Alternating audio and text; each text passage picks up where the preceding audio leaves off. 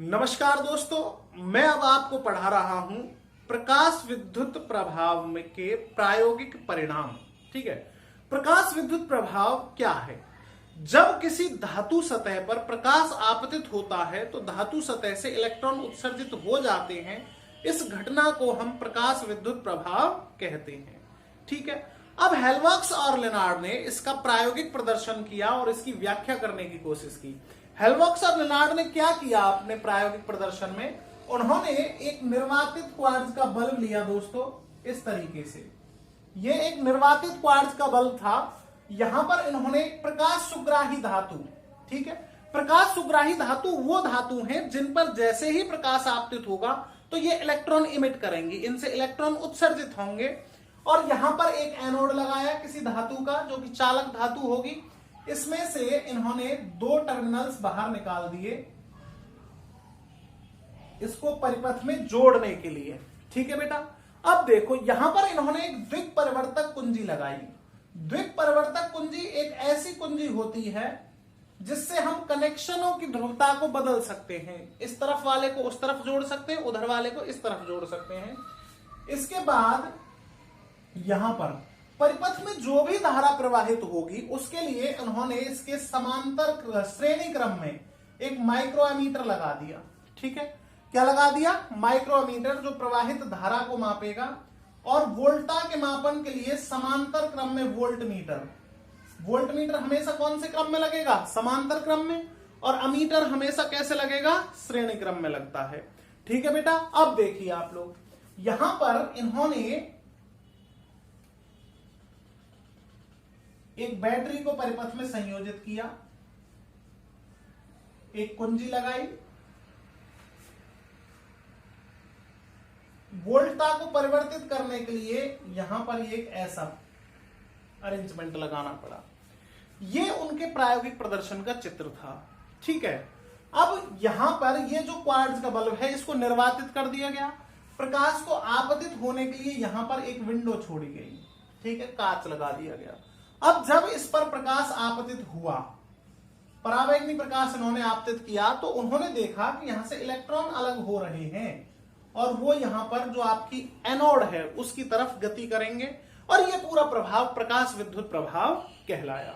इस प्रायोगिक अरेंजमेंट का पहला निष्कर्ष उन्होंने ये दिया कि जब किसी धातु सतह पर उच्च आवृत्ति का प्रकाश आपतित होता है तो धातु सतह से इलेक्ट्रॉन उत्सर्जित होंगे। और ये जो इलेक्ट्रॉन उत्सर्जन होगा, ये जो प्रभाव उत्पन्न होगा, इस प्रभाव को नाम दिया गया प्रकाश विद्युत प्रभाव। तो ये प्रकाश विद्युत प्रभाव था दोस्तों। ठीक है, ये पहला इनका निष्कर्ष था प्रयोग का। दूसरा, इन्होंने कहा कि भैया आपतित प्रकाश की आवृत्ति एक निश्चित न्यूनतम आवृत्ति से अधिक होनी चाहिए तो ही इलेक्ट्रॉन उत्सर्जित होंगे।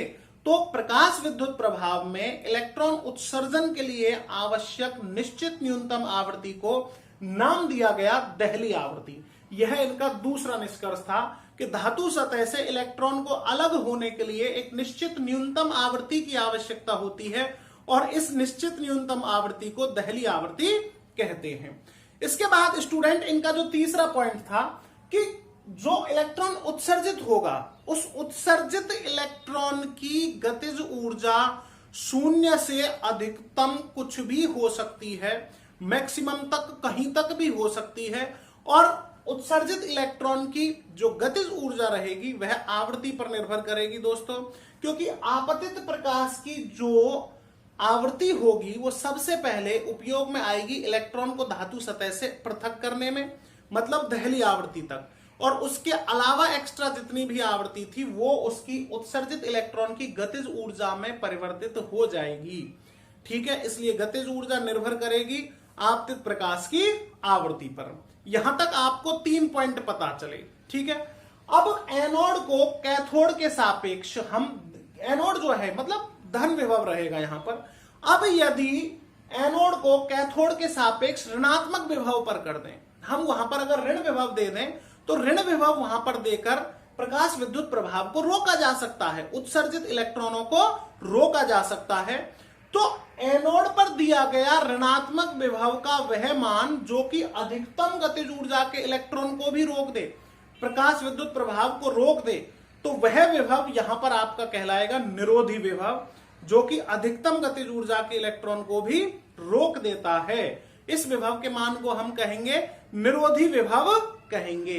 ठीक है, अब लास्ट जो निष्कर्ष निकाला इन्होंने, 5वां पॉइंट, वो इन्होंने दिया कि निरोधी विभव का मान प्रकाश की तीव्रता पर निर्भर नहीं करेगा। निरोधी विभव आपका निर्भर करेगा सिर्फ और सिर्फ आपतित प्रकाश की आवृत्ति पर। निरोधी विभव निर्भर करेगा आपतित प्रकाश की आवृत्ति पर। तो दोस्तों ये थे इसके प्रायोगिक रिजल्ट्स जो थे। ठीक है, इसके प्रायोगिक परिणाम जो थे वो मैंने आपको 5 बिंदु बता दिए हैं। पहला बिंदु कि एक उच्च आवृत्ति का प्रकाश धातु सतह से इलेक्ट्रॉन उत्सर्जित करता है, इसको प्रकाश विद्युत प्रभाव कहते हैं, पहला पॉइंट। दूसरा पॉइंट कि आपतित प्रकाश की आवृत्ति एक निश्चित न्यूनतम आवृत्ति से अधिक होनी चाहिए तो ही इलेक्ट्रॉन अलग होंगे, और इस निश्चित न्यूनतम आवृत्ति को हम कहते हैं दोस्तों दहली आवृत्ति। 2 पॉइंट हो गए। तीसरा पॉइंट आपका ये कहता है कि भैया जो इलेक्ट्रॉन उत्सर्जित होंगे उनकी जो गतिज ऊर्जा है वह 0 से अधिकतम तक कुछ भी हो सकती है, और इनकी जो गतिज ऊर्जा है वो निर्भर करेगी आपतित प्रकाश की आवृत्ति पर, ना कि उसकी तीव्रता पर। 5वां पॉइंट जो है वो ये है कि अगर हम कैथोड के सापेक्ष एनोड को ऋणात्मक विभव दें तो एनोड को दिए गए ऋणात्मक विभव के किसी मान के लिए प्रकाश विद्युत धारा इसमें शून्य हो जाएगी, मतलब प्रकाश विद्युत प्रभाव रुक जाएगा, और उस ऋणात्मक विभव को हम कहेंगे दोस्तों निरोधी विभव।